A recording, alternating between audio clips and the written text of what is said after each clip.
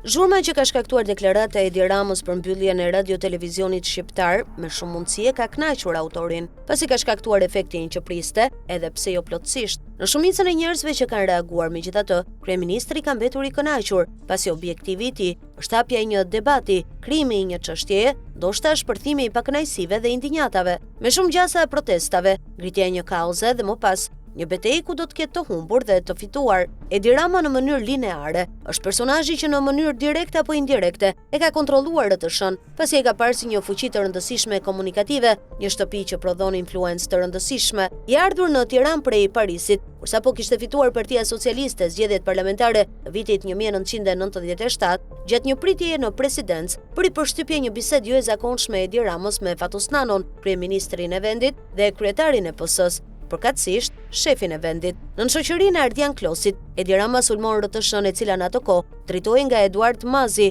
personazh mediatik shumë afër Fatos Nanos, madje e pjesë e miqësisë së tij të hershme, vinte nga një familje me biografi të mirë në kohën e komunizmit dhe e integruar në elitën influencuese mediatike dhe kulturore. Por le të kthehemi tek biseda me nerva e Ramës me Nanon. Edi, që në atë kohë ishte thjesht një publicist rebel që kishte kontribuar në rrëzimin e Sali Berishës, ishte irrituar se RTS, me rikthimin e socialistëve, po transmetonte në seri filmat e Kinostudios Shqipëria e Re.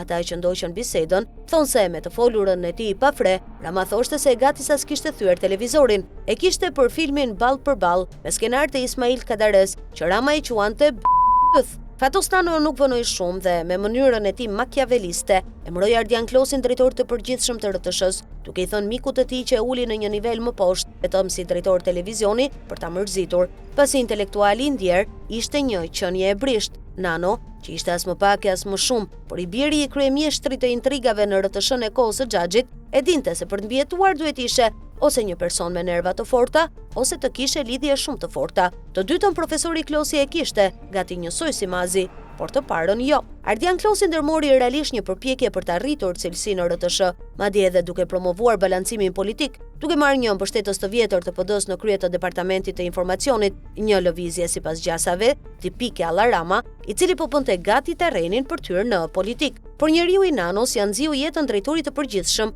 me mënyrat e vjetra të kohës thanës drejtor, madje edhe duke e tallur e bezdisur. I zhgënjyer dhe i vrarë në shpirt, Dan Klosi i shkret, iku sa syt këmbët nga RTS-ja, ju nxi jeta pa mbushur ende një vit. Në krye rikthehet sërish aparatçiku i vjetër, miki Fatos Nanos, i cili e ktheu RTS-n në pronë gati private. Arkivat e pronësisë intelektuale që ishin te sari i RTS-s u shitën për 5 aspra, siç do të shprehej shoku Enver, ndërkohë një nga kolosët e kulturës shqiptare që punonte si krijues në institucion, lëshoi një batutë brillante që ka mbetur edhe sot e kësaj dite. Qorri, nuk di nëse e kishte për Nanon apo shefin e RTS-s, ka sjell një riportabël me mrika nga milotit e lajmet. Kjo shprehje metaforike fliste për folset që zaptuan ekranin, duke zhvendosur gazetarët me përvojë që fyeshin e persekutoheshin nga mrikat që ziheshin për flokët për lajmet e orës 20. Edi Rama ndërkohë nuk e harroi kurrë poshtrimin që i bën me spostimin e Ardian Klosit. Ai e donte një media të tillën që ta përdorte si platformë politike,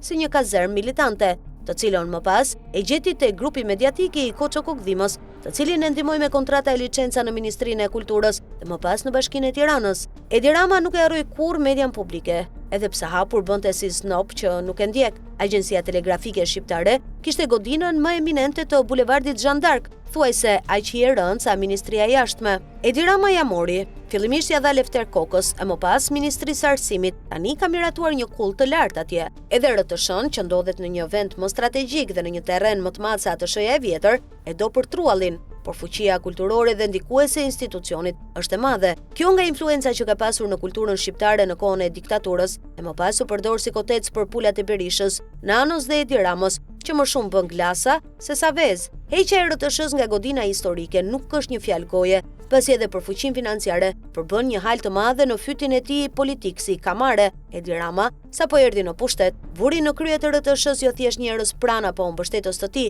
por njerëz ngushtësisht të tij. Toma Gëllçi, drejtori i parë pas fitores së Edi Ramës, ishte një lobim direkt i familjes së tij, që pati edhe një mbështetje nga Ilir Meta, në atë kohë në koalicion me të. Rama synoi të krijonte një periudhë paqeje në median publike me një pjesë të opozitës, duke vendosur në emisionin kryesor politik kreun e bordit të familjes Berisha, cili ishte një përfitues i donacioneve perëndimore, kryesisht të USAID-it. Në mbyllje të mandatit të parë, kur merr pushtetin kreti vetëm, ndodhi arrestimi i drejtorit të përgjithshëm të RTS-s, kur sapo ishte krijuar SPAK. Ndërmjet njerëzve të tij, Edi Rama u shfrye se RTS ishte mallkuar, nuk bëhej më. Kështu që le ta marr lumi. Kurse ata që e nuhatën u friksuan se së bashku me teatrin kombëtar, Edi Rama kishte ndërmend t'i vinte ruspën edhe RTS-s, kur nuk ja arriti, vendosi një kamikaz të tij, Alfred Pezën, i cili nisi një fushat terrori brenda institucionit. Synimi ishte të krijojë një gjendje depresive që shkaktonte largimin masiv, më pas falimentimin financiar dhe në fund mbylljen. E gjitha ishte një plan i menduar. Rama sakrifikoi Pezën,